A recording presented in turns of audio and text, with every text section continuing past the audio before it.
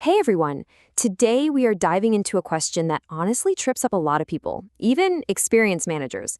And it's this: are you focused on just being busy, or are you focused on getting the right things done?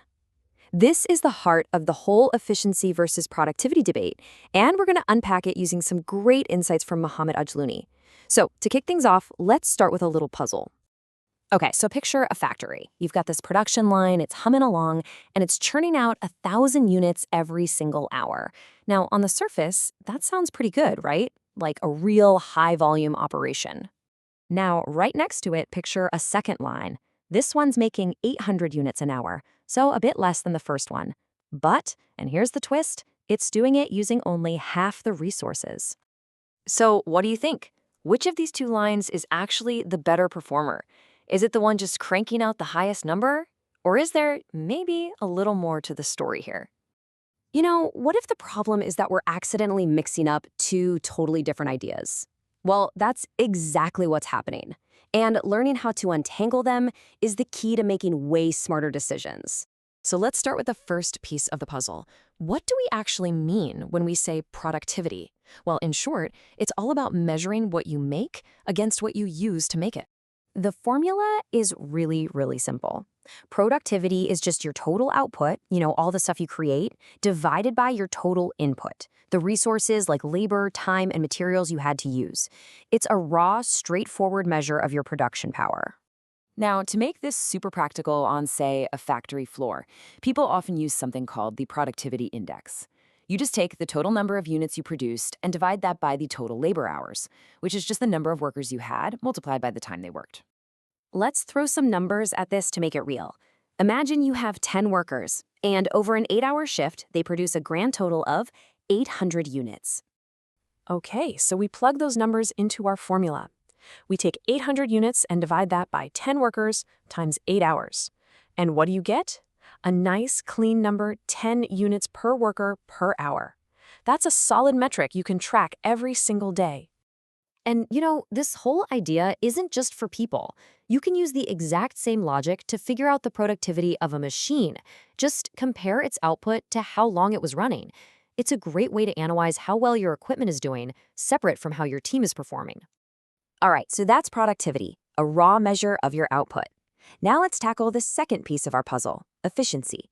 With efficiency, we're not just looking at what we did, we're looking at how well we did it compared to some kind of plan.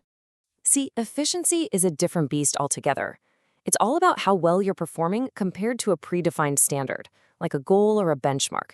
So the formula for this is your actual output divided by whatever the standard output was supposed to be. Let's do a quick example here. Let's say the standard for a production line is to make 100 units every hour. That's the goal. But on this particular day, the actual output was only 90 units. You just do that simple math, 90 divided by 100, and you get 90%. So you'd say the line was operating at 90% efficiency. It's all about measuring your performance against a target. Okay, it is time for the main event. Let's put these two concepts, productivity and efficiency, head to head and finally get an answer to that puzzle we started with. So if there's one thing to remember, it's this. Productivity is an absolute measure. It's a raw calculation, what you got out versus what you put in, period. Efficiency, on the other hand, is a relative measure. It's always a comparison of how you actually did against a specific target you were aiming for. Now, let's go all the way back to our original puzzle and apply what we've learned. So line A, it made 1,000 units with 20 workers. Do the math, and its productivity is 50 units per worker. Now look at line B. It made fewer units, 800, but with only 10 workers. Its productivity is a much higher 80 units per worker. So if we're only talking about productivity, line B is the clear winner, right? But hold on, let's look at efficiency. Let's see the standard goal for both lines was 900 units a day. Well, line A produced 1,000 units, it beat the target. So its efficiency is 111%. But line B, even though it was more productive, only made 800 units, falling short of the goal. Its efficiency is only 89%. And there it is. This shows the core idea of this whole explainer perfectly. It is absolutely possible for a system to be more productive, getting more bang for its buck, but at the same time, be less efficient by failing to meet its specific performance targets. They are not the same thing. So why does any of this matter? Why do we care so much about splitting these hairs? Well, because understanding this difference is absolutely fundamental to making the right calls in any operation. You see, smart managers use both of these metrics, but for different things. You'd focus on productivity when your goal is to get more out of the resources you have, to make your people, your machines, your materials go further. And you'd focus on efficiency when your goal is to hit specific targets and make sure you're meeting performance standards. A really common mistake is to get these two confused. A team might be celebrating that they hit 100% efficiency for the day, but what if they did that by using twice as many resources as they did yesterday?